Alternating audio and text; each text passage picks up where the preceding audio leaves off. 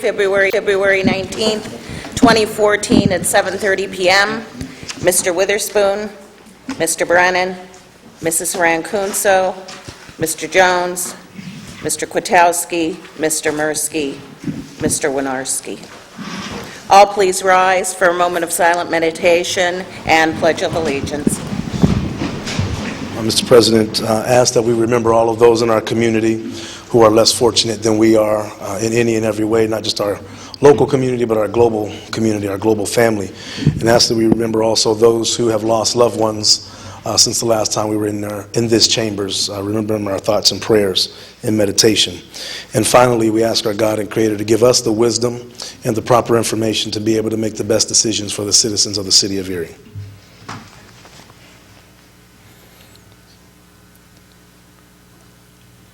Pledge allegiance. I pledge allegiance to the flag of the United States of America and to the republic for which it stands, one nation, under God, indivisible, with liberty and justice for all.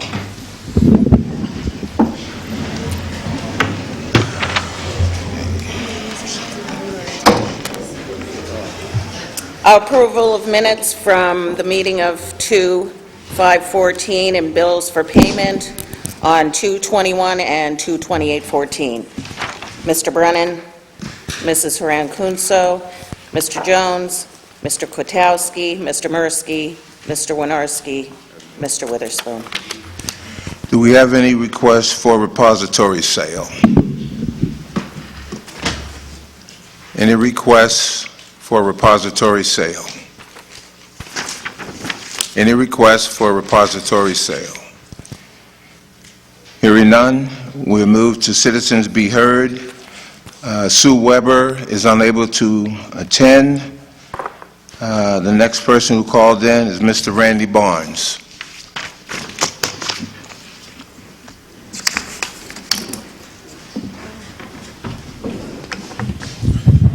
Good evening, Council President, members, mayor, staff, guests, and those with us electronically. My name is Randy Barnes, 109 Walton Point, Erie, Pennsylvania. I've seen some of you at meetings I've been to. Wanted to share with you a takeaway for me from those Destination Erie meetings I've attended along with some of you. Part of the focus is to bring people back into the city to live, work, and play. You know, this whole urban sprawl that's taken place over the last 50 years is kind of unsustainable. I mean, we can't even afford to fix the roads we have. You know, we had to have one of the largest tax and fee increases in the history of Pennsylvania just pay for the roads we have, and we don't even have enough roads. So part of Destination Erie is try to get a plan to bring people back into the city, bring people back where the services are, and not to have these long commutes every day where we need all these roads and this urban sprawl problem that we have. So how do we get more people to live, work, and play in Erie? It's pretty easy, isn't it? It's economic development. Why was Council silent when State Representative Harkins proposed helping to move a $60 million intermodal into the East 12th Street Industrial Zone corridor? State Representative Harkins pledged to do everything he could to move that into the city where it belongs, in the industrial corridor. Now, if Council really cared about jobs and increasing the tax base, there would be a resolution on the agenda tonight supporting Representative Harkins, trying to bring jobs to the city of Erie. What's Council got on the agenda tonight? Well, they got a lot of important things on the agenda. One of the things is on page 2, ordinance first reading. Page 2, ordinance for first reading. That's, we want to move the citizens be heard to the end of the agenda. That's important taxpayers' business because we don't always like the message from those citizens. If we discourage them and make them wait through the meeting, then maybe not as many of them will speak. But that's much more important than trying to increase the tax base, bring jobs to Erie, isn't it?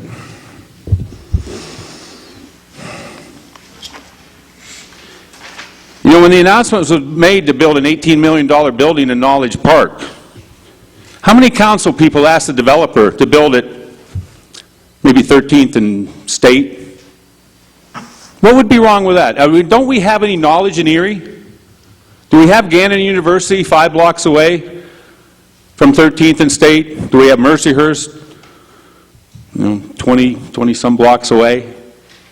Why didn't we have this $18 million building built in the city of Erie? Did any council members ask that developer, same developer that's responsible for the coffee house and 6 apartments up there, did anyone ask that developer, hey, how about investing $18 million in the city? Does anyone on council care? Or are we too busy on page 2, worried about when do we have the citizens speak? The important business of the taxpayers of the council, we've got to decide, maybe we should move those citizens to the end of the meeting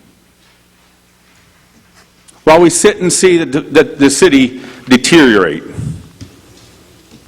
We drive away business. We don't even ask for business. We have a state representative who wants to bring a $60 million investment into the city limits, into an industrial corridor adjacent to the Bayfront Parkway. You know, if we look around the city, we see lots of neighborhoods. And a lot of those neighborhoods, those older neighborhoods, they were kind of clustered around manufacturing. Think about Bucyrus Erie, what used to be Hammermill, Skinner Engine, all kinds of places, industrial-type places, and people tended to live around there. They tended to walk to work. They tended to be a neighborhood. So State Representative Harkins pledges to do everything he can to move intermodal, has a problem where it's at, a bad site proposed into the city, and council, they don't have time for that. They want to move, they got to debate citizens to be heard, whether we want to hear those citizens beginning, or we want to discourage them and not hear them at all. You know, it's a civil liberties issue. I mean, aren't we supposed to have open and communication with our government?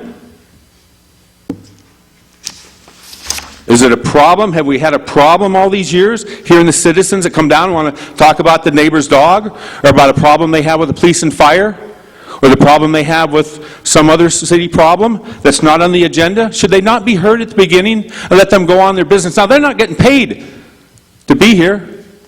Well, what do you guys get? You get paid, what, $250 a meeting? It's $500 a month, $250 a meeting to be here. $6,000 a year, isn't it? $500 a month. Plus all the other things you do. I know it ends up being about $1.50 an hour with all the time you put in. But, yeah, Councilman Jones knows he's put a lot of hours in for that little bit of money.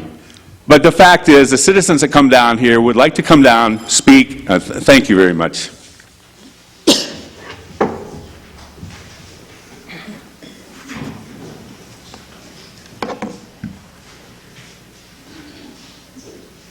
Evening, Council. Good evening. Good evening. My name is McDonald. My property is 19th and Reed.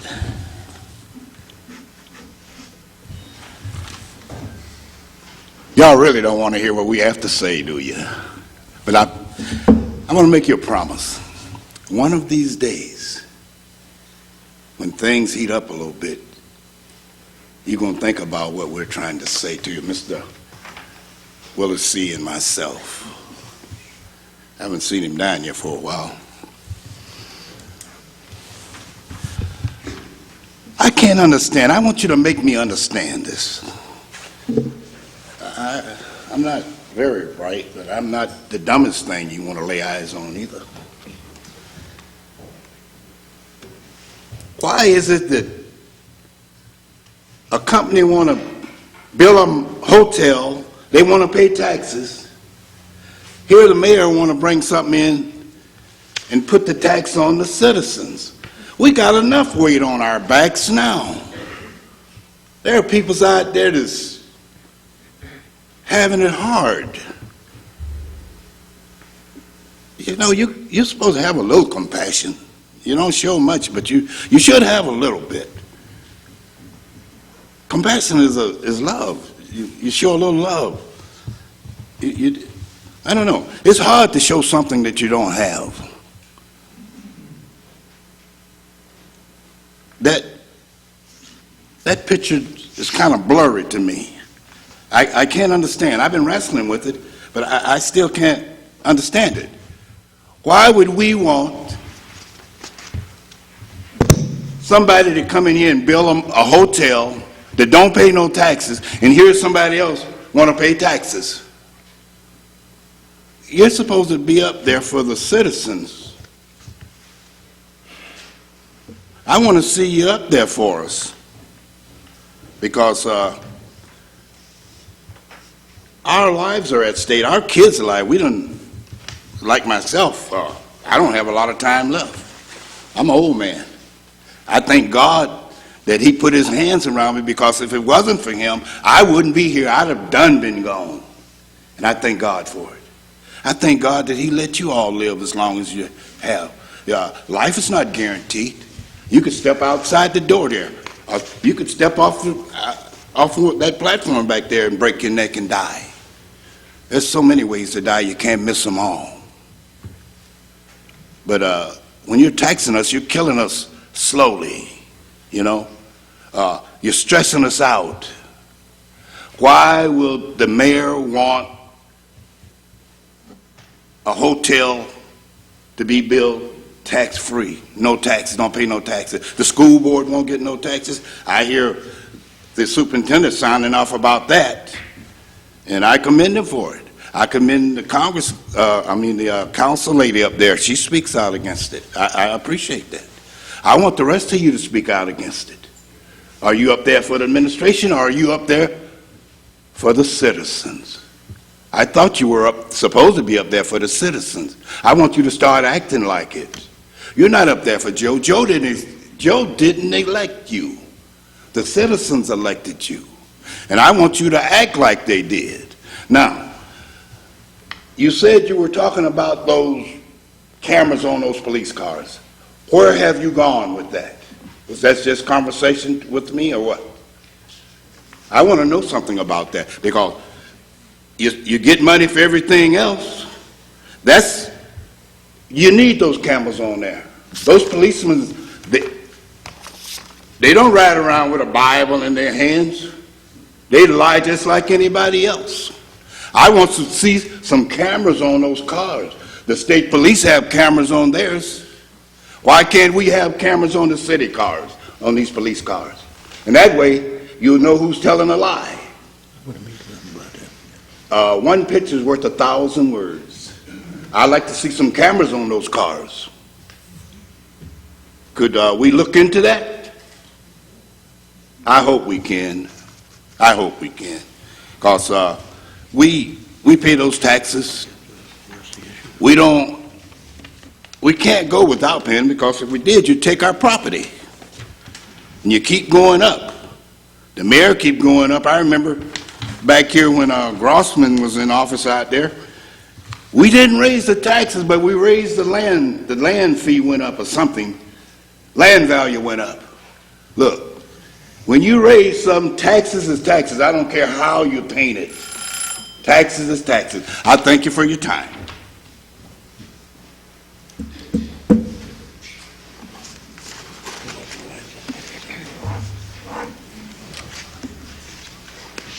Good evening. Richard Wagner, 42nd and State. This is Black History Month, so I'm going to lean on Martin Luther King here. Our lives begin to end the day we become silent about things that matter. Council was elected on popularity, not on their Mensa score. The only way to acquire a solution to the problems facing our city is to reach out to the community. Never make it uncomfortable to speak up. If you were leaders, you would want every seat in the chamber filled. We need more McAdories, Father Pescaros, Mr. McDonald's, Miss Arringtons, and yes, Mr. Barnes, filling these seats. For you see that citizens to be heard will make you all better informed and do the due diligence that is sorely lacking by council. Your search for the answers does not lie in the mind of 7, yet in the minds of our community. During the February 5th meeting, an agenda item appeared removing me from the Zoning Hearing Board.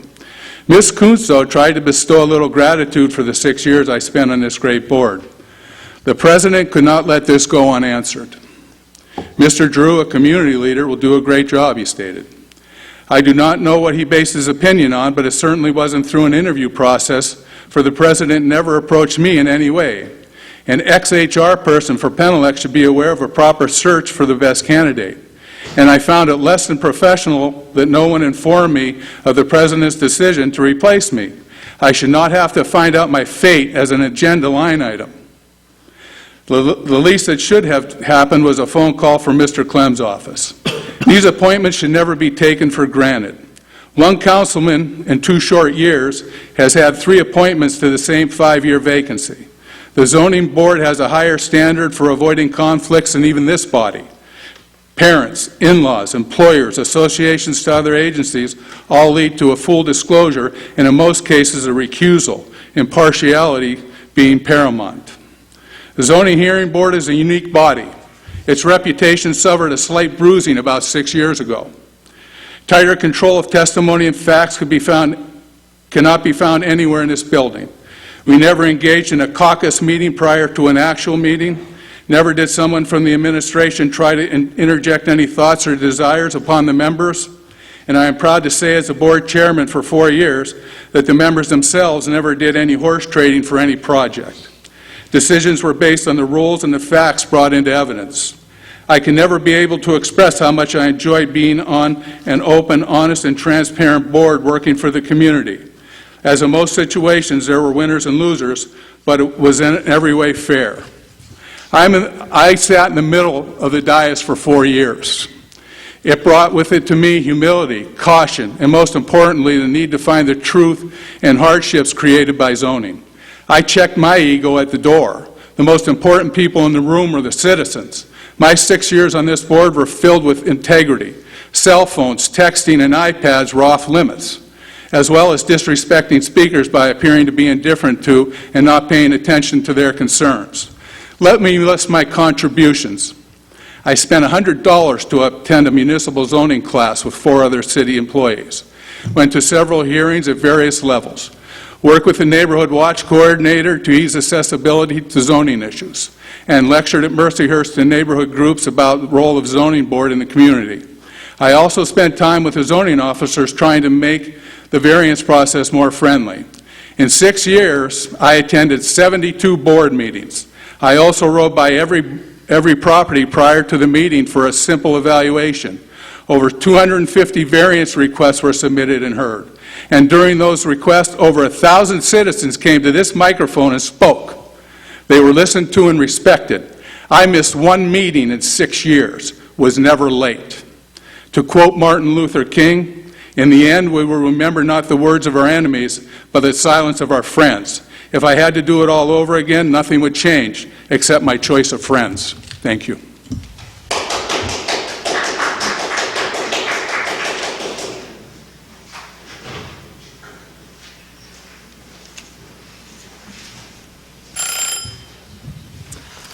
I'm Mary Wiersbicki. I live at 1044 East 10th Street. I recently read the downloaded 30-some page list of all the people who don't pay their garbage bills. This totals over $1.5 million. Now, I have to confess to all of you, I never knew that paying your garbage bill is pretty optional, and the city could do precious little to force anyone to pay in the here and now. After all, the city has to pay garbage expenses now, not when somebody decides to sell their property. So, when my garbage bill came in the mail last week, it got me thinking. Because you are making little people, just like me, pay more, so you have enough revenue to let these deadbeats continue to ignore their garbage bills. I realized that paying my garbage bill would eliminate any incentive to change the status quo. The only way to encourage a change from the current intolerable situation is for a lot of little people, just like me, to refuse to pay our garbage bills. And when you get a whole lot less revenue, maybe it will occur to someone to figure out a way to collect from everybody. You might even do the unthinkable and ask Mill Creek how it deals with non-payment of garbage bills. You wouldn't have to tell them who you were. And who is the joker that let things pile up the way they have?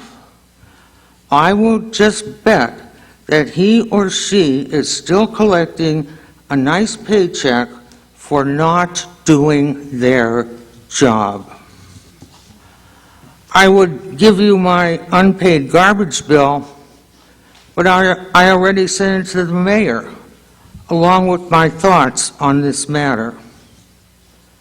By the way, I'm not young.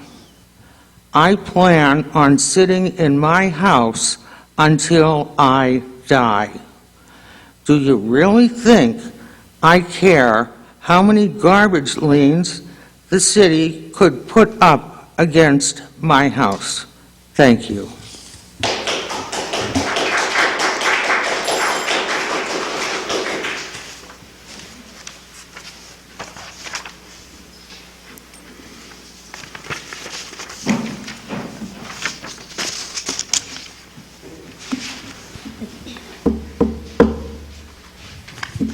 Good evening, Council. Jim McGoey, 7 West 41st Street. Last week, I read a newspaper article where the mayor talks about council's budget irresponsibility in relation to the length of the garbage collection increase in the budget. What about fiscal responsibility on the part of the mayor? He's the CEO of the city with a $2.6 million long-term debt with no plan for collection. This is a team effort, not council, not the mayor, everybody. Question: how does a single-family residence in southeast Erie owe $4,700? If you take a quarterly fee of $50, that's $200 a year. $4,700, you don't have to be a math major to figure out that's a long time. This isn't anything that happened under his administration. It goes back 20-some years. Where is the plan to correct it? I have gone to many real estate closings and have talked with other realtors in the last week, and nobody can remember a garbage collection lien or judgment ever showing up in a title search. Where's the collection plan? Still on garbage collection, but in a different area. 10 years ago, I asked city council members why the city collected their garbage at night. Daytime collection would eliminate the transfer station and the fees because the landfill is open. This would also eliminate the shift differentials for the workers. Savings at that time was $322,000. I leave you with 3 questions. How many liens are filed? Why no daytime collection? And what's your plan and where is it? Thank you very much.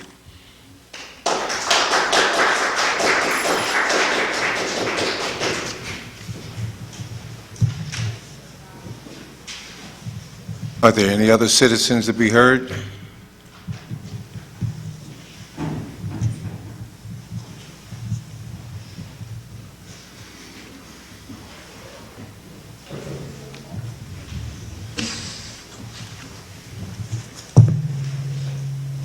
Hi, my name is Erica Hanna.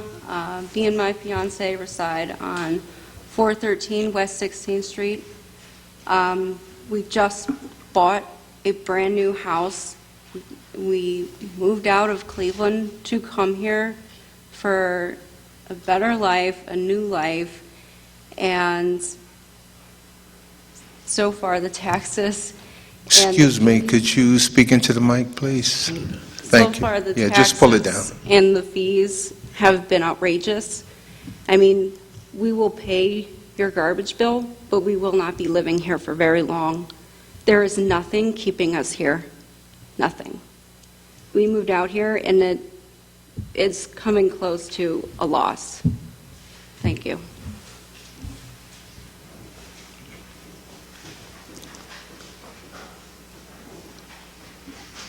Are there any other citizens to be heard? Are there any other citizens to be heard? Are there any other citizens to be heard? Hearing none. Rose, we'll move on to the agenda. Mr. President, Yes. before we begin, I have a group here, and I thought one of them was supposed to come up and speak, and they didn't. We have the Youth Leadership Institute of Erie, under the direction of Ms. Connie Manis, and I've been working with them. If you young people would please stand. These are some good young people in our community making a difference. They take classes every Tuesday and Thursday at Gannon University, and this is just a part of them. Each of them picked a different government entity to go to. Some went to the school board meeting, some went to the county council meeting, and this group here chose to come to the city council meeting. There's about 30 kids, 30 young people total in the program this year, and they do it every year. Tuesdays and Thursdays, they take classes on leadership. They take classes on Antonio Francisco Del Rio teaches them, and they do a phenomenal job. I just wanted to recognize these young people and thank you for stepping up as young leaders, and hopefully you stick around in Erie to become adult leaders in our community. So I just wanted to recognize you. Thank you. Thank you very much.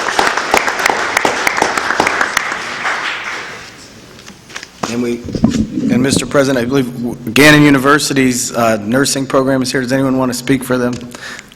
No? Well, they're here too, so you came to a good one. We are using the tote board tonight. Okay, anything else? Thank you, Mr. President. Very good, Councilman Mirsky. Thank you very much.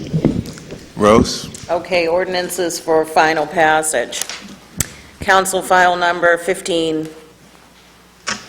I'm sorry, didn't have my glasses on. 15858, official ordinance number 5, 2014, and ordinance amending the codified ordinance of the City of Erie, Part 9, Utilities and Public Service Code, Title 7, Other Public Services, Article 951, Residential Refuse, Section 95109, Garbage and Refuse Collection Fees, by increasing the yearly fee for collections of garbage and refuse from $192 per year to $220 per year, and by adding Section 951091, Fee Increase Termination, providing for the termination of those fee increases for the 2014 budget year unless extended by City Council.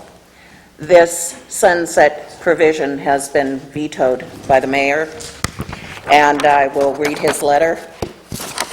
Dated February 10th to the city clerk.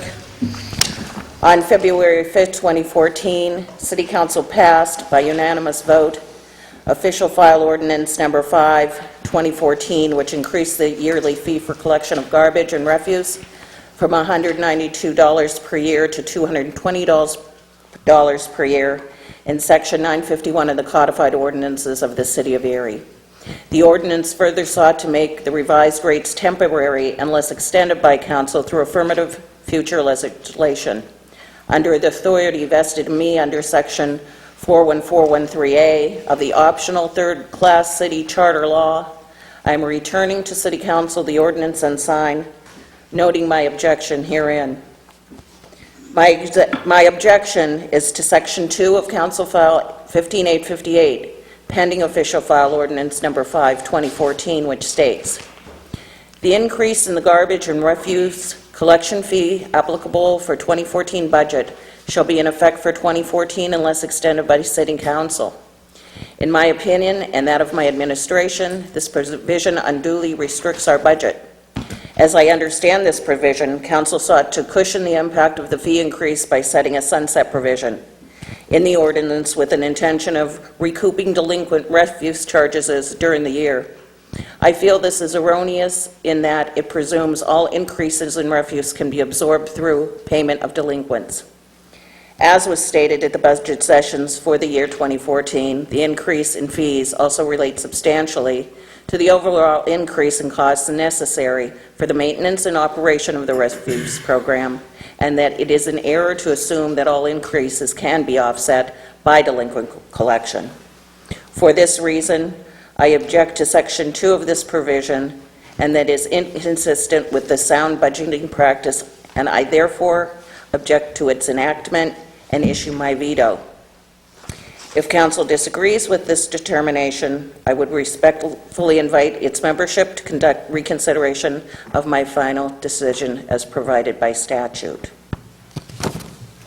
Having read that, I have a resolution sponsored by Mrs. Haran Kunso and seconded by Mr. Witherspoon, that the communication received from Mayor Joseph E. Sinnott notifying City Council that he is objecting to the passage of Official File Ordinance Number 5, 2014, is hereby received and ordered attached to said ordinance and placed on file in the City Clerk's office. And be it therefore resolved that the City Council adopts this resolution overriding the veto of the Mayor of Official Ordinance Number 5, 2014, Section 2, which was unanimously adopted by City Council on February 5th, 2014. You have heard the reading of the mayor's letter and the reading of the resolution. Discussion?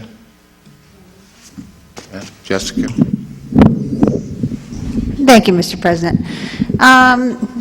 This veto that came down from the mayor's office kind of caught, I think, most of council off guard. We had several meetings during our budget sessions and also our finance committee in the new year that we talked really in detail about the issues, particularly of the delinquent accounts with our refuse.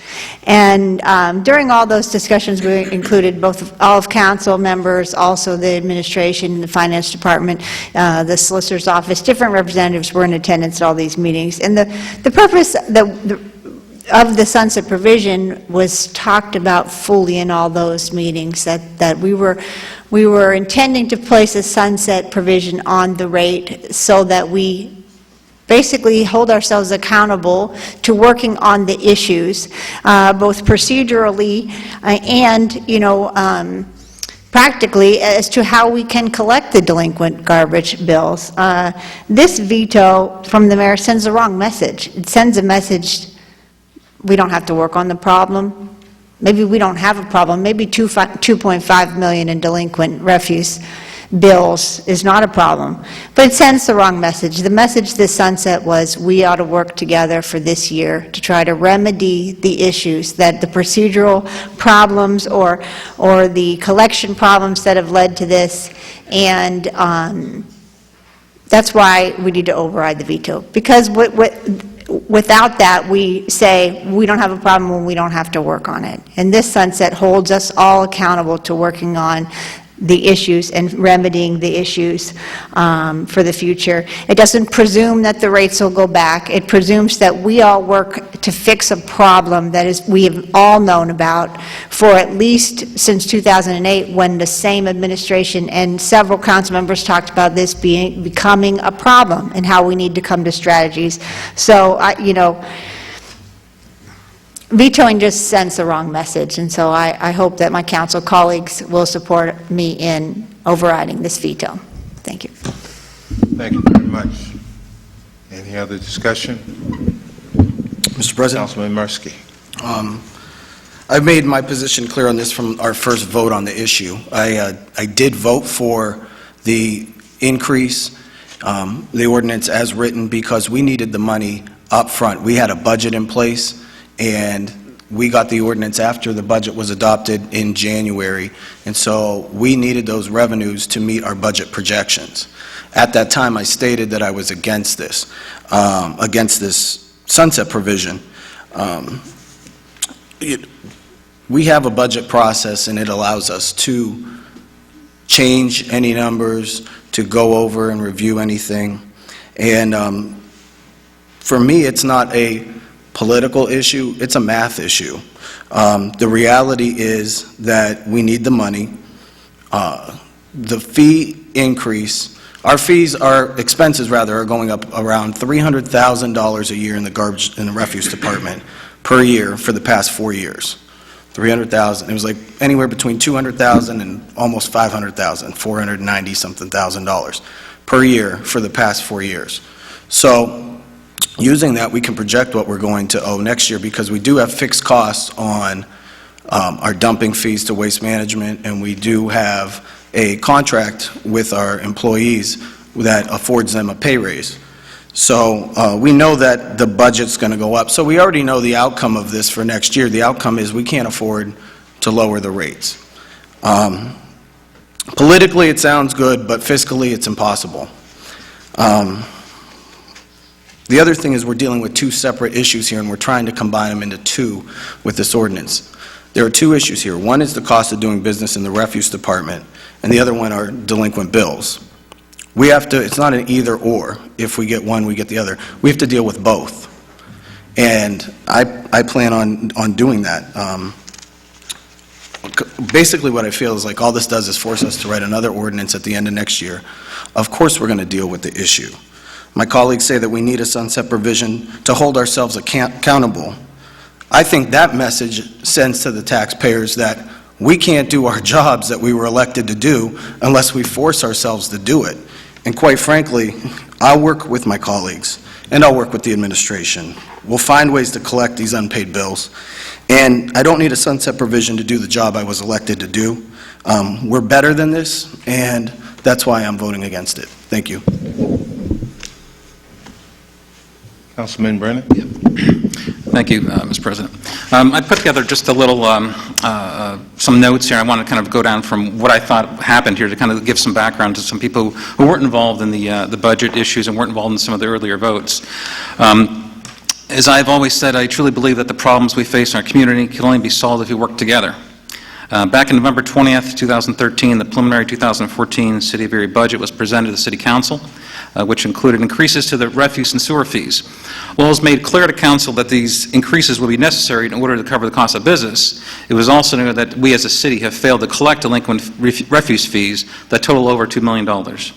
Additionally, Council was informed that the municipalities that utilize the city sewer treatment infrastructure have been paying for the service under rate contracts that are decades old. This was unacceptable to the members of Council and also to our constituents and taxpayers of Erie. We therefore began discussing strategies to ensure that the services would continue to be available to our residents while holding all of us in the City Hall accountable. We did not think that it was fair to allow a select few to pay their fair share while the majority of citizens continue to have to foot the bill. In the spirit of cooperation, we invited the administration to work with us to come up with strategies to address these problems. We unanimously agreed that the most effective way to challenge all of us in City Hall is to solve these problems was to not simply approve these rate hikes on the honest dues-paying city taxpayers, but instead to increase the rates on the condition that the administration work with Council the next year to resolve the inequalities that had been revealed. The decision was adopted in the form of the sunset provision. We all know there is no question that the cost of providing these services increases each year. However, the purpose of the sunset provision on the new tax rates, on the new rates, is to ensure that City Hall is accountable to you, the taxpayers, and make every effort to ensure that everyone pays their fair share. Council has been very clear, very honest, from our initial discussions with the administration on the budget time and at budget time and with the public, that the reason for the inclusion of the sunset provision is to ensure that all possible solutions are evaluated and we make no promises to roll back the rates. As your elected officials, we need to work together to solve the delinquency problem. If we fail, we should have to explain ourselves as to why we failed and justify to you, once again, while your fees are going up and while others pay nothing. This is not a game. This is accountability. You should not have to pay the city more while your neighbors pay nothing. I stand by my vote, and I encourage my colleagues to stand together for the accountability. We must take up the challenge to solve the delinquency problem within a year, rather than continue business as usual. Thank you. Thank you, Councilman Brennan. Any further discussion? Councilman Warnarski. Thank you, Mr. President. I got a few different notes here that I've been collecting in the last 3-4 months regarding this. When we were back at our budget sessions, we as a council also said, you don't need a sunset provision to do your job. You're elected as a council member, you're elected as the mayor, you're elected as a controller, you're elected as city officials, you have a job to do. To stick a provision, a sunset provision on any act that you vote on or what you do isn't the answer. I mean, you could put a sunset provision on the complete 2014 budget, and at the end of the year, if that budget doesn't add up, we didn't do our job. No. What we're at here with this, the perception of this garbage increase was that at the end of the year, it could go away, or we weren't going to have to deal with it. The fact of the matter is, there is other things behind this other than the delinquent payers. We still have our employee wage and insurance increases. We have our equipment replacement. I've said it before, these garbage trucks, $170,000 each, and we're trying to do it on a rotating way that it isn't a big burden in one year. We're trying to rotate it. This year, in that same budget, we had 2 new garbage trucks and a new flatbed pickup, I believe it was, equaling around $500,000. Tipping fees at Waste Management, every year they go up.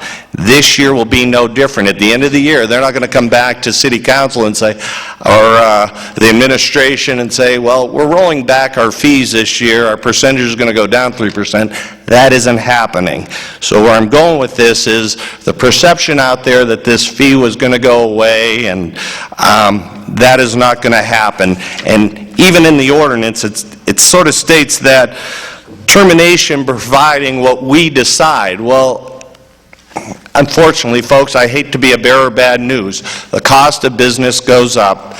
So with this, I'm going to go along with the mayor on this one and going forward with the, thank you. Councilman, Go ahead, George. Councilman Jones? Thank you, Mr. President. I think that it's very important that we really look at the entire process that we've been in relation to, excuse me, in relation to this sunset provision. And if we be very honest and very clear and continue to be transparent, not one council member, maybe one who was involved, a person who was involved in the budget sessions hinted around the possibility of rolling back or going back to the old rates next year if we were able to do some things and get some of the delinquencies caught up and more up to date. But not one part of this current council has ever said that. We've never promoted the sunset provision as a possibility of being able to roll back a rate. That was never the means, that was never the message that we were sending out.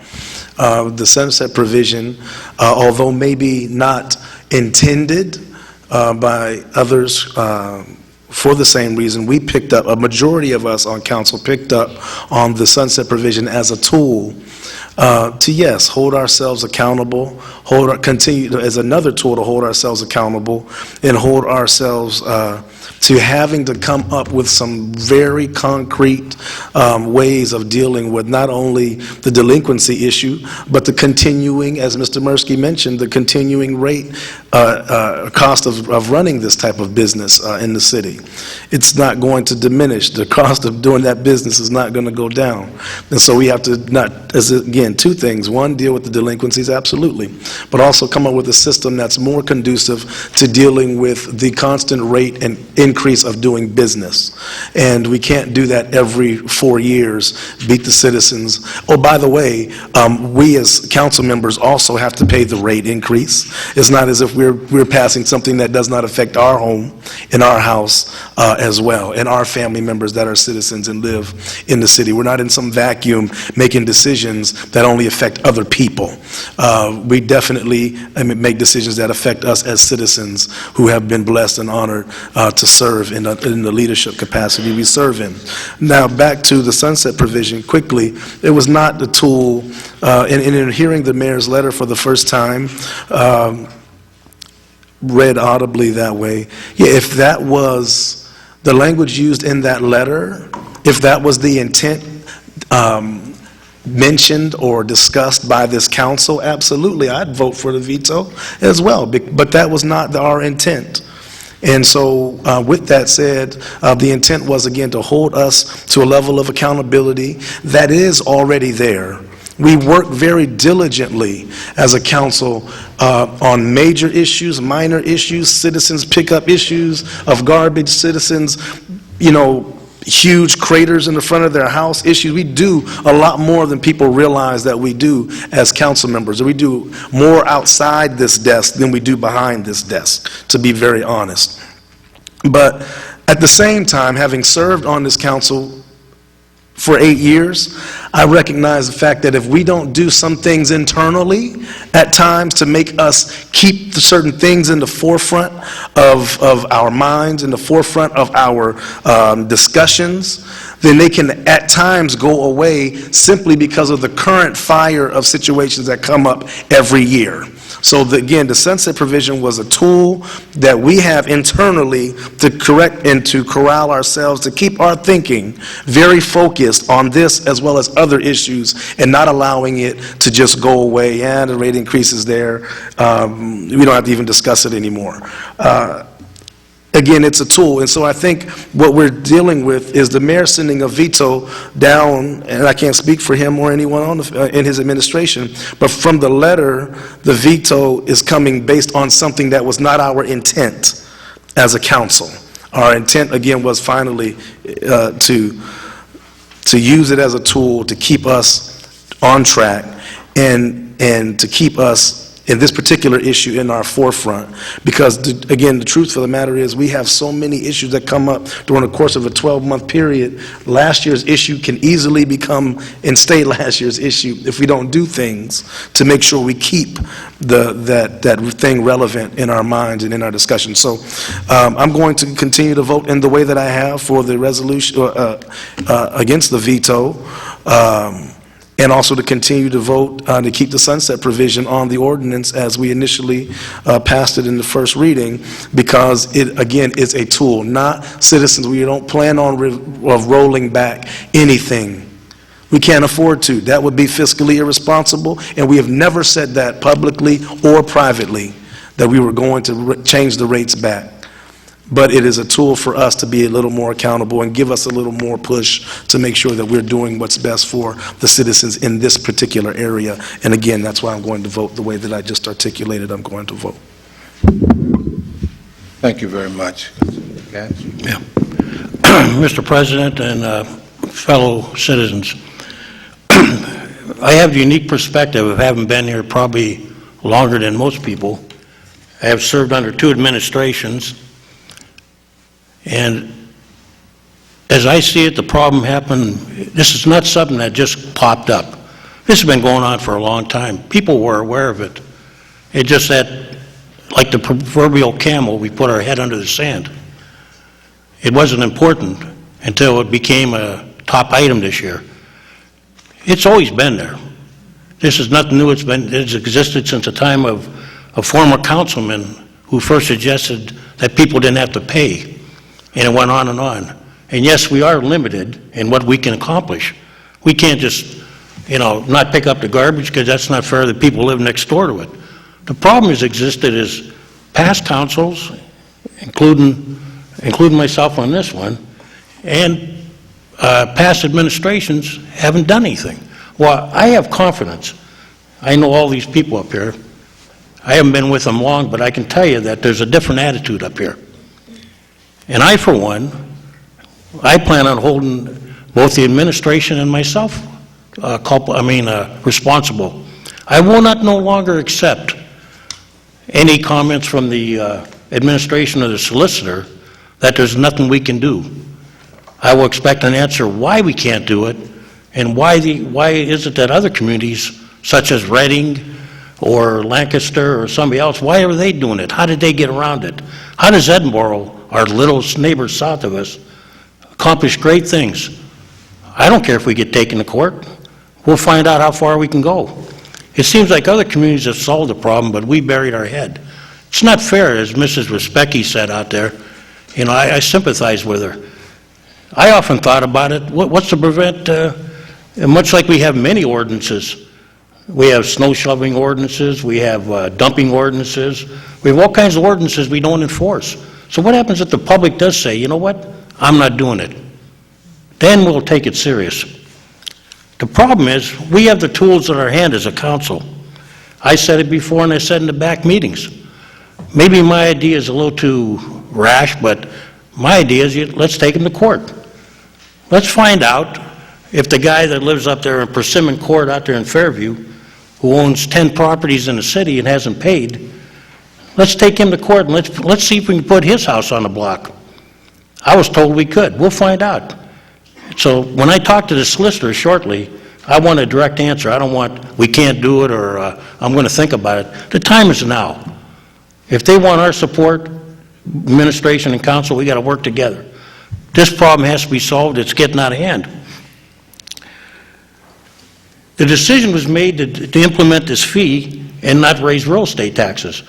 As the controller, and you'll find that out as you serve, you're privy to many numbers that council don't get. Now, you can have those numbers, but the controller has direct access. We all knew that taxes are going to go up in one way or the other. Now, if you raise taxes, it indirectly affects people in different ways. You tax the people with a higher property is going to pay more for the garbage difference than the person that has a lesser house. The late Ron Comork and I, my fellow classmate from Gannon, fellow accountant, we sat there one day and we said, you know, no matter what we do, if we do everything right, we're still going to have a problem in the future because nothing goes down. I mean, we can sit here and pontificate all we want, but the fact remains that the employees will still get raises, the gas will still go up, the tipping fees will still go up, the price of water will go up, and like at the meeting they were saying, well, Mill Creek don't raise their water. Well, the water and sewer issue is a complicated issue. They are like stakeholders and they're paying their fair share. We can't tell them what to charge their customers, but if our cost goes up, they're going to pay more. And as I said earlier, we need to go after these people. And I'm going to accompany Mr. McGooey. I'm going to ask him if he'll accompany at the courthouse so we can check on the status of some of those liens, because I'm kind of appalled that he's telling me we've never had any liens. I want to make sure we are having liens and that we did institute them. And as I said earlier, this is not the only thing. There's going to be other issues that I will bring up in the coming year. And come budget time, I hope this council is as concerned about this problem as they are about some other problems that I think as a councilman I can do more than I could as a controller. And I will bring them to your attention. But, you know, like many people said it there, Mrs. Specky said she went through the list. I went through the list. When you have school directors, ex-councilmen, prominent people, members of the print media, it's embarrassing. And here we have the newspaper today telling us how to vote, you know, their honored opinion. Well, you know what? I'm not going to, you know, I vote the way I want to, and they can write all the articles they want. They need to take their own problem in-house and take care of that first. I'm done. You done? I see the steam coming out. Very good. Top of that one. No, I'm not going to try. You see my rig get fired up. You've heard a variety of feelings, and they're all tied up together. I didn't go through all the lists, but this is a list of about 2.5 million, a little less now maybe, delinquent. And it's been going on for years, but at some point it has to stop. And it appears to me that the buck's going to stop here. It's going to stop here. The reason I voted for the sunset was very simple: to give the administration a year to make some attempt to collect some. We're all fools if we think we're going to collect $2.5 million. We aren't going to collect it all. But we're going to collect some if we make an effort. There are several options that council going to give to the administration. All of us have ideas and suggestions. We'll give it to them. And we hope they take 1 or 2 or 3.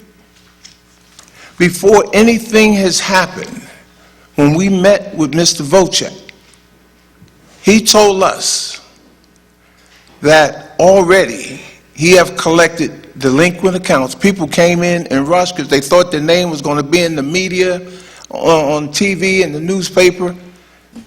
He collected $55,500 that people just start paying. So if there's some fear of them going into the media or into the paper, then my question is, why don't the paper print it? They print part of the story, put it in there.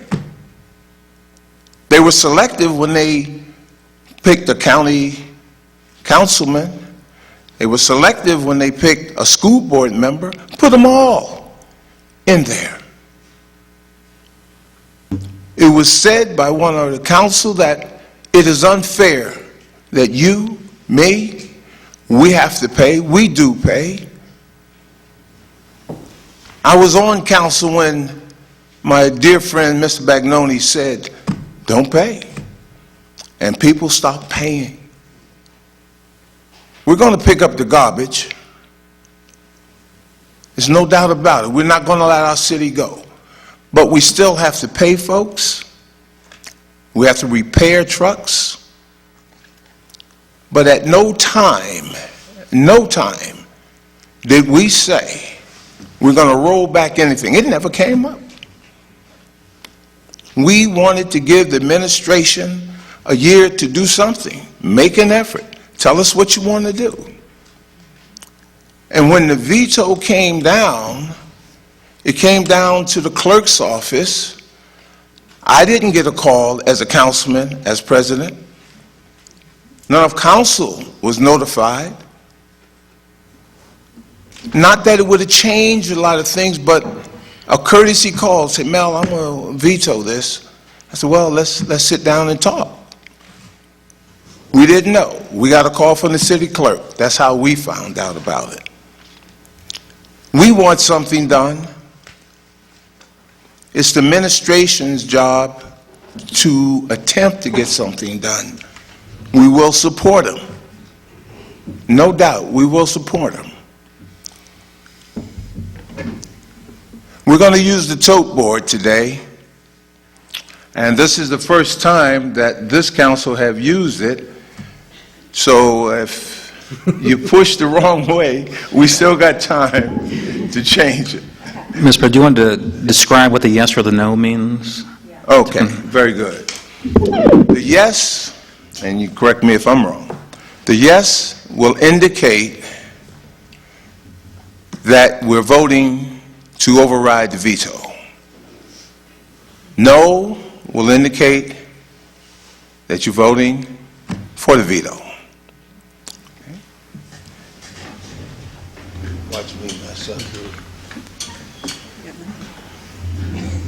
Let's see what happens. All right. Drum roll. What we got?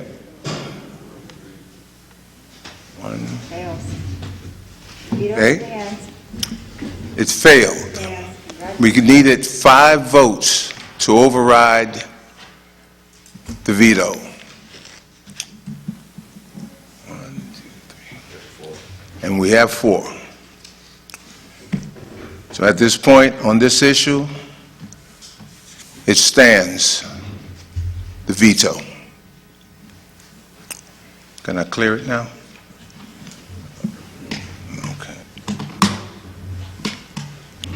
Okay, this resolution failed to adopt by City Council.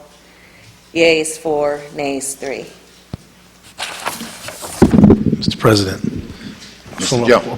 Point of discussion. So now, with the ordinance, it will be modified to take out the sunset provision, and that's what the next reading will be, the fee increase without the sunset provision. Is that correct? Mr. Solicitor, or? Yes, as a matter of law, the ordinance is severable, so that one section is severable. So the sunset provision is out, the rest of the ordinance stands. Thank you, sir.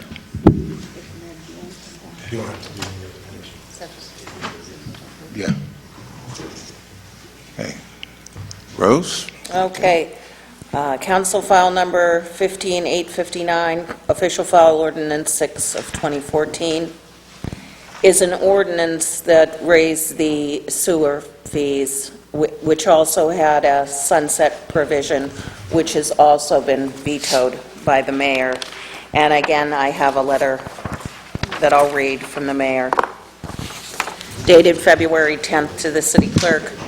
On February 5th, 2014, City Council passed by unanimous vote official file ordinance number 6, 2014, which amended by increasing the sewer rates set forth in section 93302 of the codified ordinances of the City of Erie. The ordinance further sought to make the revised rates temporary unless extended by council through affirmative future legislation.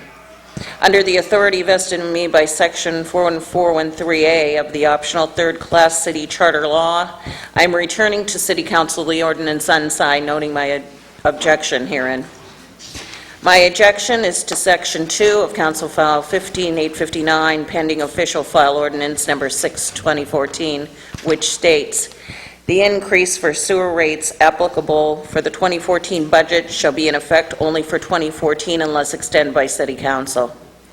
In my opinion and that of my administration, this provision unduly restricts our budget. Although the subject section's intent is to seek revenues, the mechanism for obtaining the potential revenues is an ill-conceived review of long-standing sewer agreements with other participating municipalities that are merely suspected to be inequitable in favor of non-city residents. The implementation of Section 2 will force an artificial, arbitrary timeline to review complex contractual obligations only under speculation that a completed review may produce additional revenues. This section further hinders our budget process because those subject to the sewer agreements are under no compulsion to honor self-imposed time limit for review. The section does not comport with sound budgeting practices, and I therefore object to its enactment and issue my veto. If council disagrees with this determination, I would respectfully invite its membership to conduct reconsideration of my final decision as provided by statute. I have a resolution sponsored by Mrs. Haran Kunso and seconded by Mr. Witherspoon that the communication received from Mayor Joseph E. Sinnott notifying City Council that he is objecting to the passage of official file ordinance number 6, 2014 is hereby received in order attached to said ordinance and placed on file in the City Clerk's office. And be it further resolved that City Council adopts this resolution overriding the veto of the Mayor of official ordinance number 6, 2014, Section 2, which was unanimously adopted by City Council on February 5th, 2014. Mr. Brennan? One moment. Any discussion? No. All right, let's go to Tote Board. Now, once again, the yeses and the noes.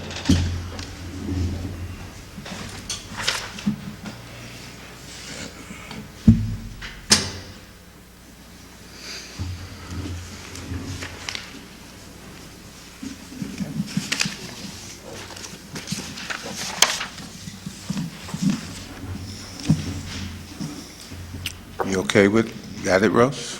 This resolution failed to adopt. Yeas 4, nays 3.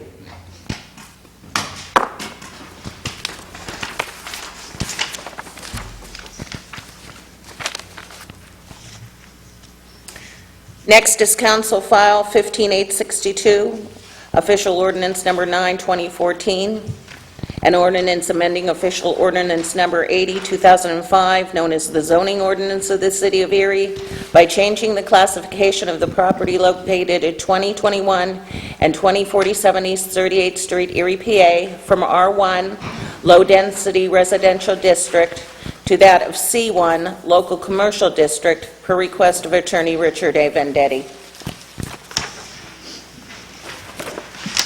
Mr. Brennan, Mrs. Harankunso, Mr. Jones, Mr. Kwiatkowski. May I make a comment quick? Yes. I premise my vote, and I hope the administration will contact Mr. Vendetti, that I hesitantly give my positive vote to this, but I expect him to clean up that property and other properties he owns in the city. I think it's time we hold him accountable. That particular property we're voting on today is an eyesore to the east side. I'm tired of looking at it for 5 years. I'll vote in the positive because I think it's something that'll help the east side, but I expect him to clean it up. And if he doesn't, I'll be contacting the mayor's office personally. So I'd be a yes vote. Mr. Mursky, Mr. Winarski, Mr. Witherspoon. By Mr. Witherspoon, seconded by Robert Mursky, on February 19, 2014, the council file ordinance bill number 15862, and now known as official file ordinance number 9/2014, is finally passed by City Council.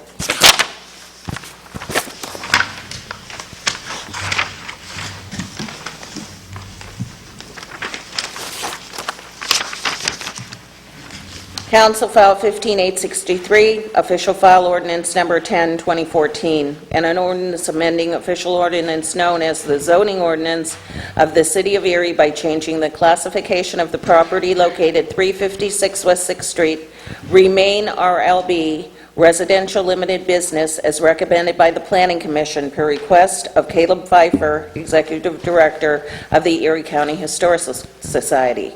This property will contain an additional 6 lots at 333, 337, 341, 345, 349, and 355 West 5th Street from R3 High Density Residential to that of RLB Residential Limited Business.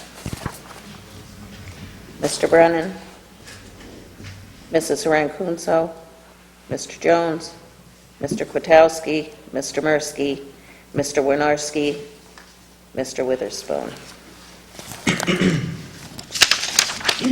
By Mr. Brennan and seconded by Mr. Mursky, the council file ordinance bill 15863, now known as official file ordinance 10/2014, be finally passed by City Council.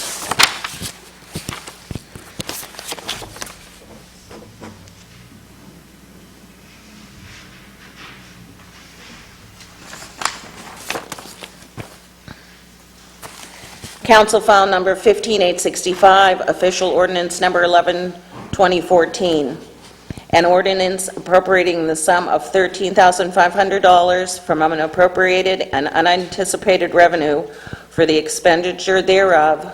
Contribution is from the Mercy Terrace Apartments for the purchase of police equipment, fire prevention supplies or equipment, and winter maintenance equipment. Mr. Brennan? Mrs. Harankunso? Ms. Roby, I need to abstain.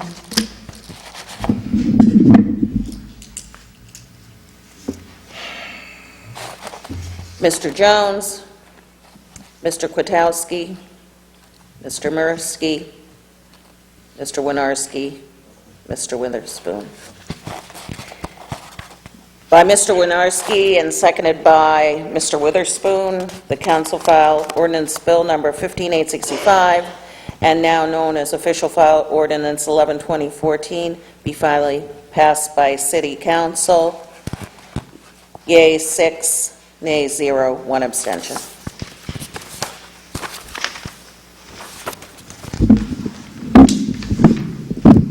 Ordinance for first reading.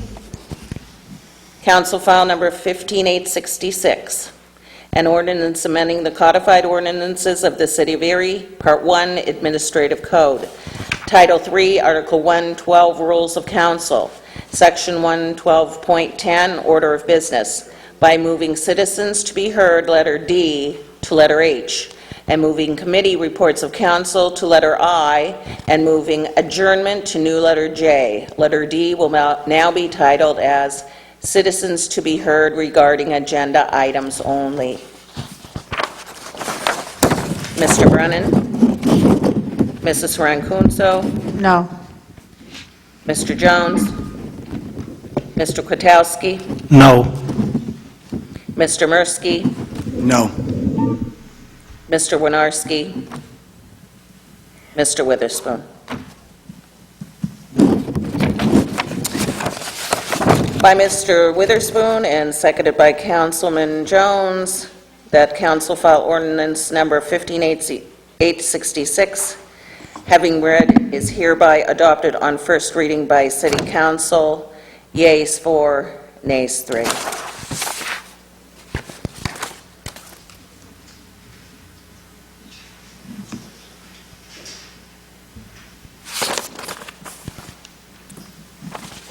Council file number 15867, an ordinance appropriating the sum of $15,000 from unappropriated and anticipated revenue and providing for the expenditure thereof, federal forfeiture program.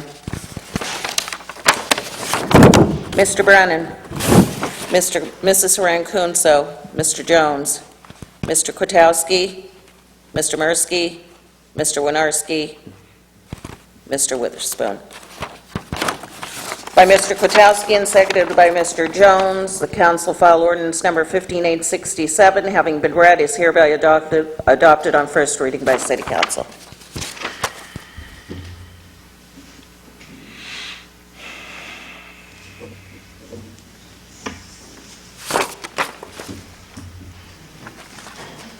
Council file number 15868, an ordinance appropriating the sum of $10,000 from unanticipated and unappropriated revenue in the City of Erie Capital Fund. This amount represents a donation from the Star Athletic Club for the purchase of capital assets in the police department. Mr. Brennan, Mrs. Ronquillo, Mr. Jones, Mr. Kwiatkowski, Mr. Mursky, Mr. Witherspoon, Mr. Winarski, Mr. Witherspoon. By Mr. Kwiatkowski and then seconded by Mr. Jones, that council file number 15868, having been read, is hereby adopted on first reading by City Council.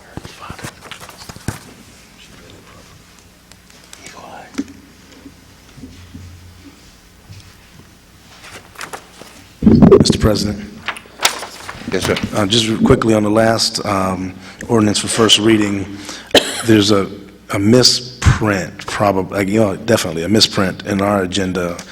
15, it says 15568, and you read it properly, but I just, for the sake of making sure it was clear, I don't know if some citizens are pretty detailed and that doesn't match what you're talking about. So just for the sake of on our agenda, Rose, Okay. it's a misprint, but you read it properly. Okay, so it's okay on the ordinance. Yes, ma'am. All righty. Okay, next we have old business. Resolution that the... Mr. President, if I Yes, could, sir. I'd like to move the balance of the agenda. I'll second. And moving second. Separation? Any separations? Yeah, I want to, number 2 in the new business.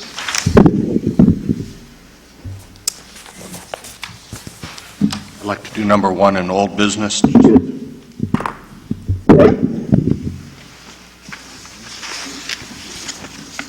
Dave, which one did you Any want? further separations? Hearing none. Rose? Up. In the new business, number 2.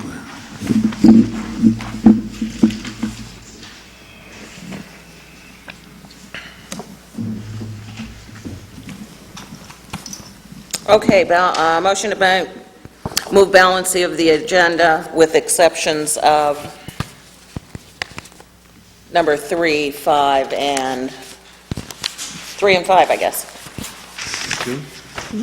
Mr. Brennan? Yours is different. 1, 3, 1 and 2. 1 and 2? Okay. Didn't David want one? One of old Yeah, business. Mine are numbered differently. It's different, Oh, it's okay. different on her So mine are information. numbered by the agenda, so... Okay, yeah, so it's one old business and two One new old business. business and- Right, but it's different for you. Yeah. You're reading, right. Do I have another one? No, ma'am, you got them all. I just have the two? Yes. Okay. All right. Mr. Brennan, Mrs. Rankunso, Mr. Jones, Mr. Kwiatkowski, Mr. Mursky, Mr. Winarski, Mr. Witherspoon.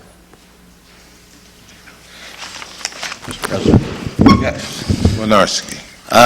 The reason I singled out number one on old business, that was a repository sale that I believe that Mr. Noble was trying to buy that property, but he had a different property that was garbage delinquent, and we honestly, as a council, didn't feel we should be selling another property if he's delinquent on his a different property, and I don't know at this point.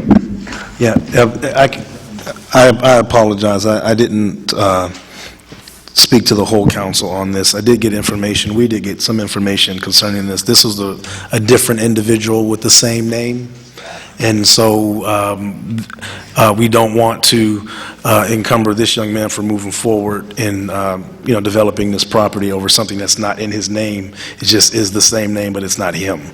So with that said, if that was our only issue holding up, then I believe that was our only issue. I would vote in favor of that and ask my fellow council members to do the same. So we're okay then? We're okay. Everything that we had concerns on were answered, and this young man is clear to move forward. Sounds good.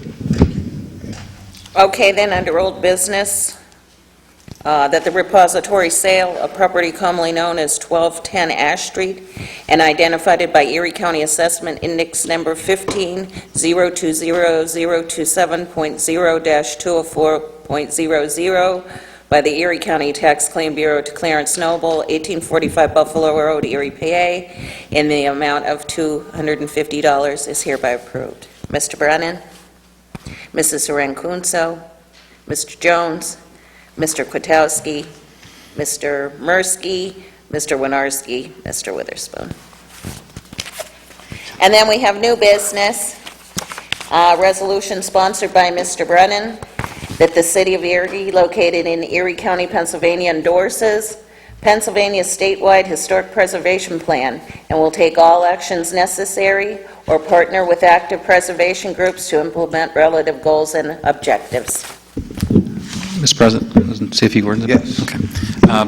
I had put this resolution on the agenda because I think it was very important for our city to, preserve preservation, and especially this coming up now is very important. But it's a resolution to endorse a Pennsylvania statewide historic preservation plan. I do think it's important in Erie, but there are several reasons I wanted to point out.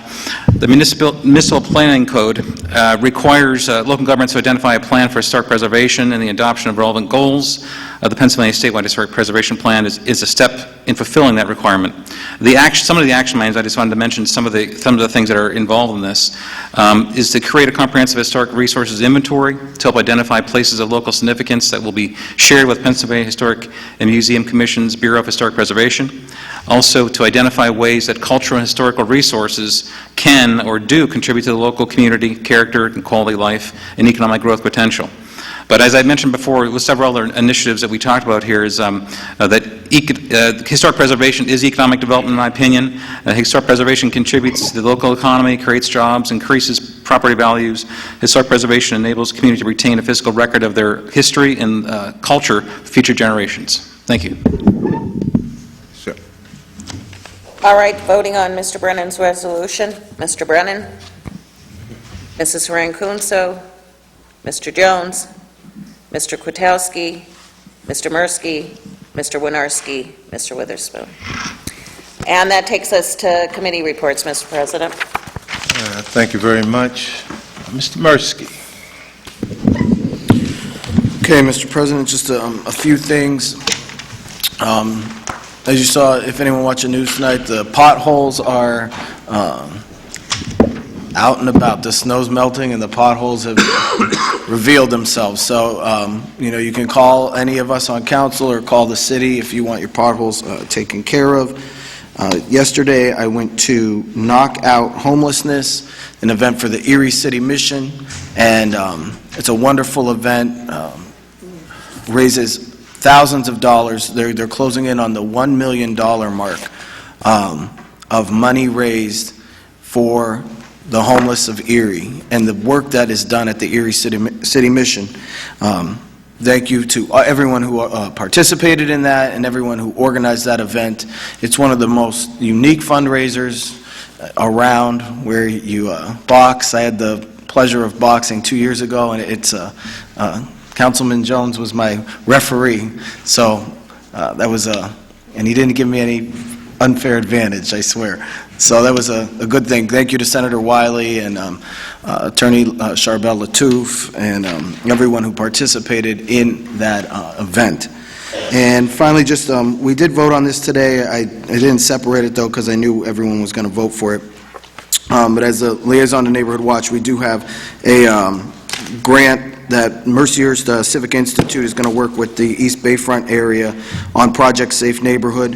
$60,000 invested in our community to study crime and to study trends and data, and so that our Erie Police Department is able to make data-based decisions to deploy our forces and use our resources appropriately. So that's a very good example of private-public partnership and working together to do the work that the city needs. And that's all I have for a report today. But one more thing, I'm sorry.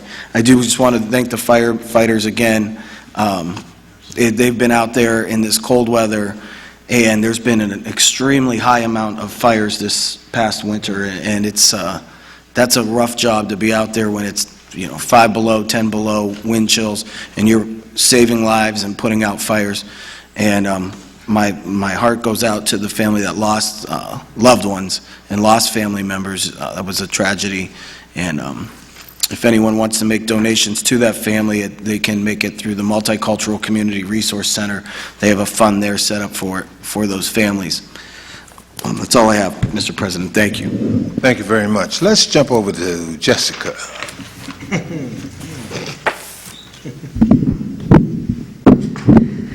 Thank you, Mr. President. I guess I better get this off my chest before I explode. I'm just rather disappointed in council for not overriding the mayor's veto. Council unanimously adopted the provisions of the sunset in order to enforce that plans be made, that changes be made, that the way we do things and the way things have been occurring over the years in terms of delinquent collections and rates and whatnot change. We unanimously approved the provision in the first place, and when we heard through a letter that didn't even come to us or a phone call that was never made that the mayor didn't like it, we let him veto it, and we went and changed our minds and went with the mayor. So when the people say the council is independent and works independently and acts as a separate branch, this is an example where we're not. We had acted independently in order to insist upon a change, insist upon something new, and today we didn't. So, status quo continues. The actual reports I have, I did attend both the Aggregate Pension Board and the City of Erie Water Reserve Investment Account review meetings the other day. Those funds are monitored quite thoroughly by boards and committees, and the performance over the last year has been about approximately 18% on both those funds, so we're very pleased with the performance.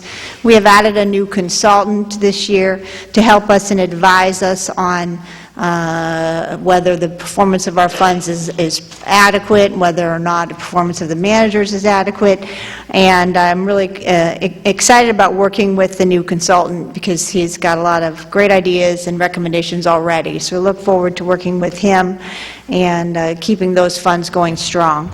There also was some discussion, I think, today by some of the citizens that the City of Erie didn't really have much to say regarding the convention center hotel decision and those issues. We're county related because of the need for the guarantee on the bond and stuff like that. That wasn't a city issue. However, I did have some concern when the comments were made in the media that the hotel, the Bayfront Hotel, which would be built by the Convention Center, would be paying some sort of a payment in lieu of taxes to the county as support for the county doing their bond guarantee, but that they didn't feel a need to pay any kind of similar payment in lieu of taxes to the city or the school district.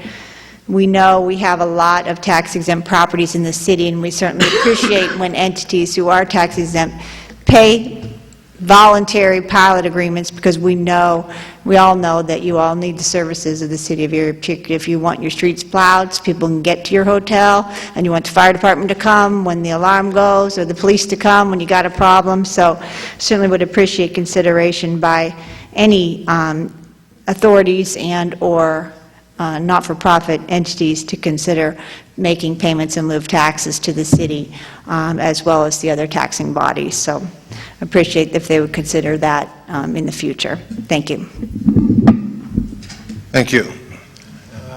Councilman Brennan. Thank you, Mr. President. A couple things here. As a liaison to the zoo, just want to report a couple things here. The zoo's reopening Saturday, March 1st. It's going to be open from 10 till 5. Admission's free on this day. Galapazooza is the Erie Zoo's fundraiser that's coming up on June 21st, and tickets are limited and they go fast, and tickets go on sale March 3rd. I did want to talk about Bayfront development a little bit. We all know there's been a lot of news lately about that. There's currently many questions out there. Hopefully we'll get some answers soon. When will Scott Enterprise start their Harbor Place development? What will be developed on Bayfront Place, the former GF property? Will the Port Authority find a developer for the McAllister Place project? It's been stalled recently because they can't find a developer for what they want to do. We did get one question to the what was answered last Tuesday when the Erie County Council voted to back the Convention Center bond. Hotels located on property that is already tax exempt and will remain tax exempt. I just want to point out a few things about the City of Erie as being the host municipality for all these developments. The city provides a full-time paid police department, and again, paid police department and fire department. The City of Erie, being a cultural center of the region, is home to many nonprofits which are tax exempt. These nonprofits provide valued cultural amenities, health care, provide educational opportunities and services that our community enjoys. But the burden of paying the costs to provide these essential services to serve these organizations is paid by the residents of the city. The city is home to many older buildings, older neighborhoods, aging infrastructure, and which are in constant need of investment, and expensive investment at that. And just my last statement is that every decision we make, every plan we concede, must consider the fact that we need to bring in more tax dollars to our city to grow our tax base and build our economy. Thank you. Thank you, sir. Mr. Kaz? Oh, thank you. Thank you, Mr. Witherspoon. Real quick, I'd like to thank the Sisters of Mercy. Every year, as you know, Jessica, since we've been here, every year they give to the city. Can't thank them enough. They don't want publicity, but I'm giving it to them. As controller, I was privileged every year to get a letter from them, and they wanted to make sure the money went where they wanted it. Police, fire, and usually streets. So, I thank them, and I wish other nonprofits would take up the spirit in which they have done this over the years. And along with Jessica, I attended the aggregate board meeting along with the controller, and we're pleased to have a new advisor, Dahab, out of Massachusetts, and also Mr. Seth Lynn. I was very impressed with him. I think we're going to be in good hands. And to quell a lot of rumors, no, we did not fire Merrill Lynch or anything like that. It was a corporate decision that they're not into the public sector. So, we have a good relationship with Merrill Lynch, and we're looking forward to a even greater one with Dahab. And the funds, and I also attended the O&E meeting, the funds are in good order. The pension plan is progressing in a good manner, and it's thanks to the good work of many of the committees, Jessica, myself, and all those who take it serious.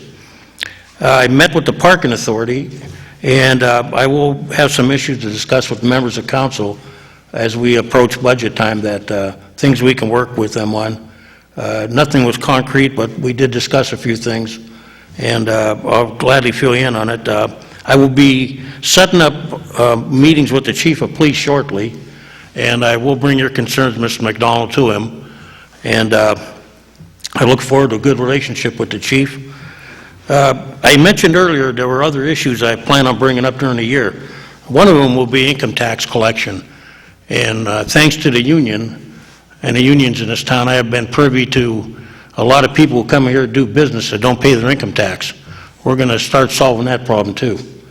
This city's in no mood, no, not a mood, that's the wrong word. We're in no position to play Santa Claus to people. You know, when we go after college kids who work out of town and have to pay their income tax, we're going to start going after these people that do business in Erie on big projects and small projects and shortcut our citizens, both, you know, in the union and non-union. We're going to take care of that problem. And I also agree with Mrs. Kunso. It seems like, you know, I'm getting calls all the time about the hotel, and there's a lot of confusion between Mr. Scott's project and that of the convention center. And I think a lot of that confusion is caused by, everybody's confused, the media and everybody. You know, let it be known that Mr. Scott wants a $12 million grant from us, but he has to build the building and pay taxes. We have nothing to do with the county project as it stands right now. However, I found the comments of certain board members appalling, and I plan on writing a letter of the same. When he made a comment like, well, we weren't privy to the $65,000 because we didn't have any skin in the game, that was about the extent of the comment, that, you know, we didn't underwrite the loan. There's short memories in that convention center authority. They don't remember when the city ran the building, and every year they came to council for $1, $2, $3 million on shortfalls. And they have a short memory when they built the baseball park, and they needed our parking authority to underwrite a brand-new parking ramp, which has really never been profitable on its own, to act as matching funds for the baseball park. They were short-minded when the Erie School District funded baseball for many years this year, professional baseball, at a great cost at Ainsworth Field when that was not the mission of the school district. So there were many short memories. There were short memories at the dedication, when I don't think the city of Erie got proper recognition. So I plan on writing a letter because I think, in no small way, and I do believe we guaranteed some kind of loan a few years ago so they could build their Bayfront Convention Center. So if they're worried about their name on a plaque, so be it. I'm not. I don't care what they think about me, but I will write them a letter, and I think it's time that they wake up, that they, you know, they are not bigger than the sum of the city or the citizens, and they need to sit down and start listening a little more. And I want to thank my colleagues today, and I want to assure those young people out there that this is the nice thing about government. In all the years I've served, both on the school district and here, this is one of the finest bunch of people, my colleagues here. We can disagree here publicly, but we're all friends, and we all do the right thing, and at the end of the day, there's no animosity, and we just serve the public and we serve you. So thank you to all of you. Thank you, sir. Mr. Winarski. Thank you, Mr. President. Good morning once again, everyone. Thanks to our youth for filling up our council chambers tonight. Feels a little cozy in here with you guys here and gals. Please, come back anytime. I did talk to the Executive Director, Mike Tan, of the EMTA, the Transit Authority. Just an update on our downtown. When they did the bus route change, there was issues brought to council about lighting and what winter's going to bring with the snow and everything, and if they ever had a challenge, this was the winter to have a challenge. But per Mr. Tan, if they had any, very few, if any, complaints regarding any snow removal, access to any of the shelters. I know there was help from the downtown development as well. He did mention they help keep the sidewalks clear along with the transit, and he appreciate that assistance. The lighting, I guess I got new solar lighting in some of the shelters on Peach Street as well as on French Street, as well as around the city itself. There's a lot of the shelters that the lights were out in, roughly 22 different shelters that they're in process of revamping and putting new lighting in there. Speaking of snow, once again, I know Mr. Mursky mentioned our fire department. What a year for that, too. We appreciate what our firefighters do in going around the city recently. I appreciate what the citizens are doing, too. Digging out these fire hydrants on the corner, whether it's your corner or whether it's 3 doors down from you, and you're going there and making sure these fire hydrants are clear. It's very, very much appreciated from both us as a city as well as the citizens, because you never know, a little task like that could save a life, and with the snow we've had, it's pretty important that something like that gets done, so thank you. Would also like to welcome the Sisters of St. Joseph's Network to the east side of town. We're aware of their success in Little Italy over there, and they've done a great job. We're glad they're expanding their ministry to the east side. They're an asset to this Erie community, and we thank them for their care and their concern. Thanks for coming to the east side. With that, good night. Thank you, sir. Councilman Joe. Thank you, Mr. President. My 2 major authority liaison meetings are tomorrow and next week, and so at our next meeting, beginning of March, I'll be able to present in relation to that, and also have to reschedule a meeting with Mrs. Sandberg upstairs.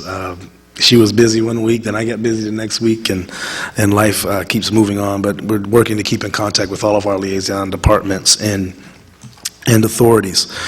Excuse me. A citizen mentioned or referenced something or some movement that Representative Harkins was working on, and I don't know if I missed it in the news or anything. I know I didn't get anything as a councilman here in my mail slot or via email concerning that. I will personally contact his office and find out exactly what that proposal is and some details, and how we as council can support that if it's something that's going to bring some vitality, some economic development and increase to our community, to the city proper. I would do that and report that to council as soon as possible.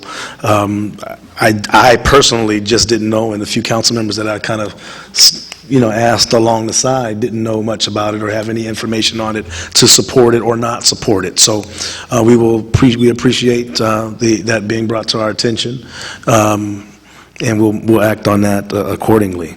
I want to thank, and this is in no way in relation to his comments about the topic, but I've tried to be very diligent in thanking individuals who commit their time and service as a volunteer to any authority or appointed position from the mayor that we act on, but mainly from the council, because we have those assignments.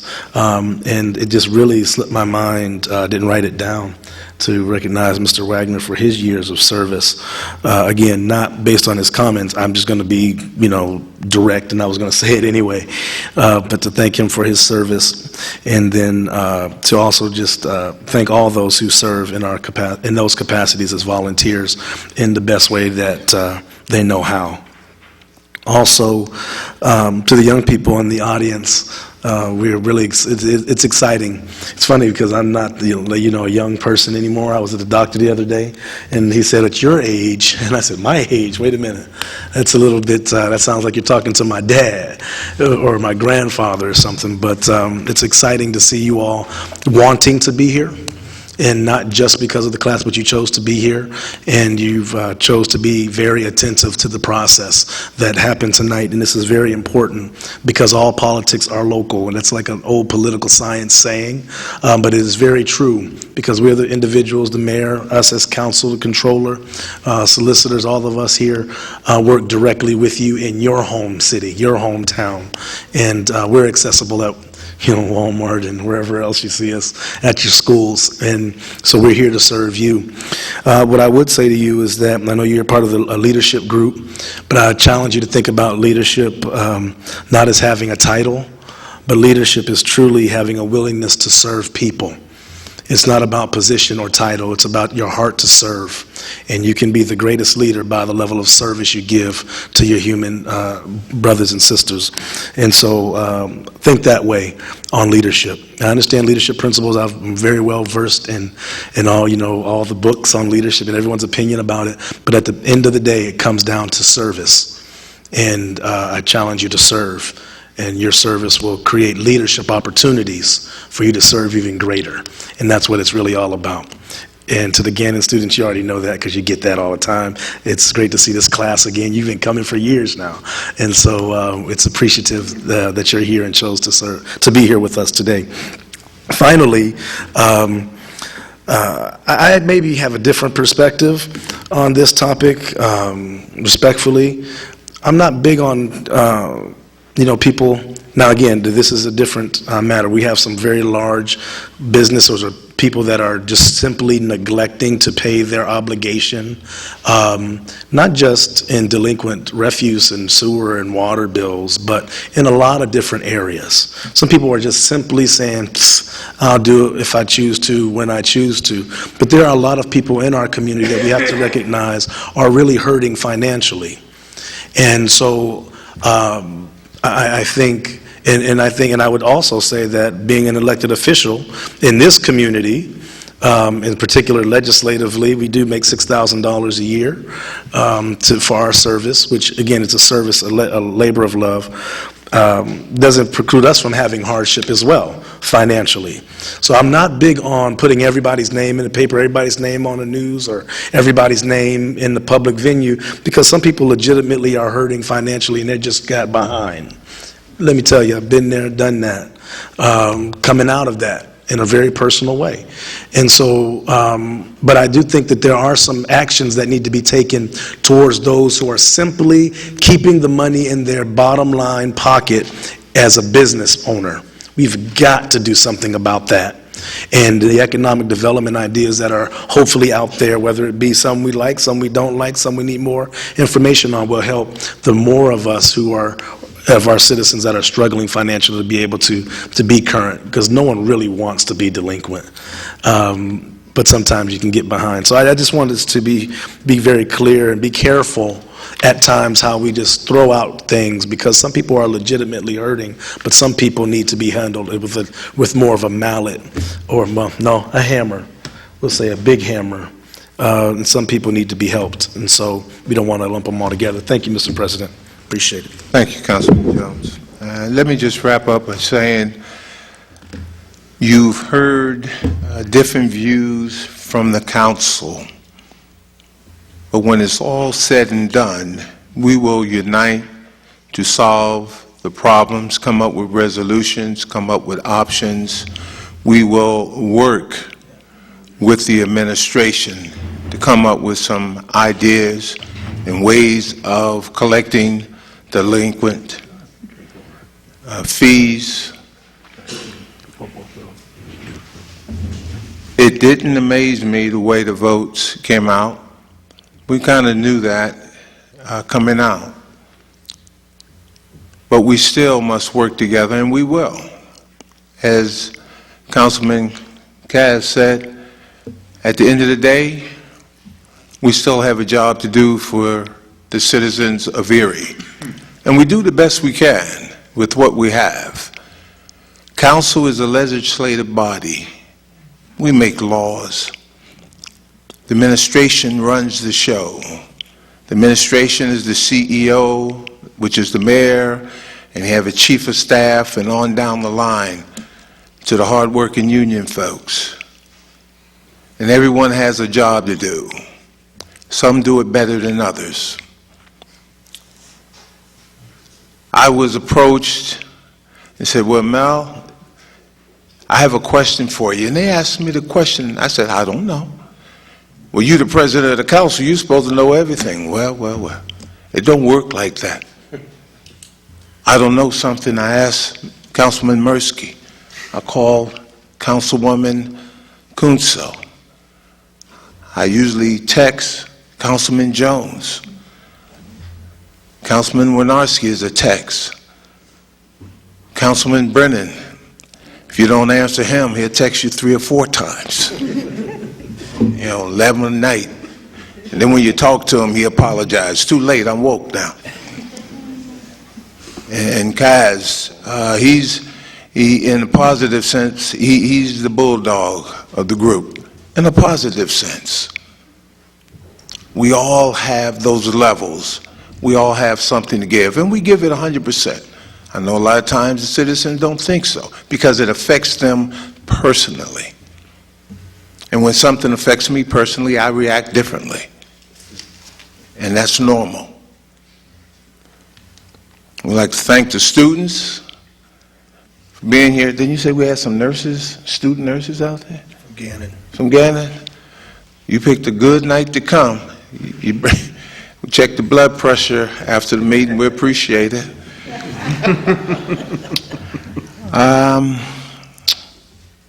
I was at a political function this past weekend with Pat Harkins, and he kind of threw it past me very quickly. I said, well, what should we do? What can we do? He said, I'll let you know. And that's all I know about the project until tonight. And I'm sure, being a friend of Pat for many, many years, when it's time for us to move, we will. But since it seems to be a major issue, we'll find out. We'll talk with his office, and when it's time to move, we will move. I met this morning with the downtown organization. They got some big things on the horizon for downtown Erie. I was very excited about it, and I told them that I'll wait for them to let me put it out there. It's not for me to just throw it out, because all the T's are not crossed, nor the I's are dotted.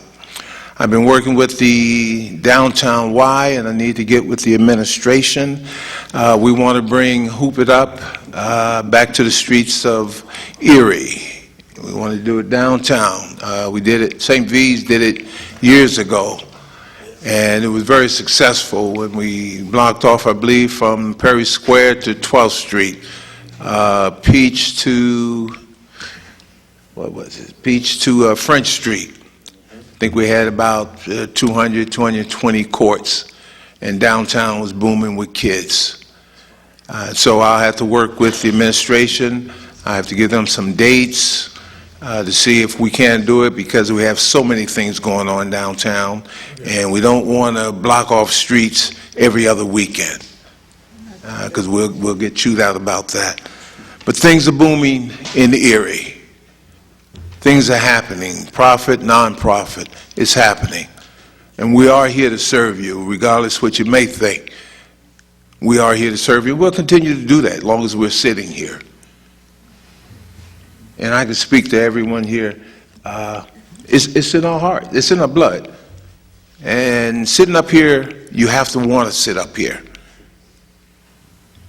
You have to want to sit up here.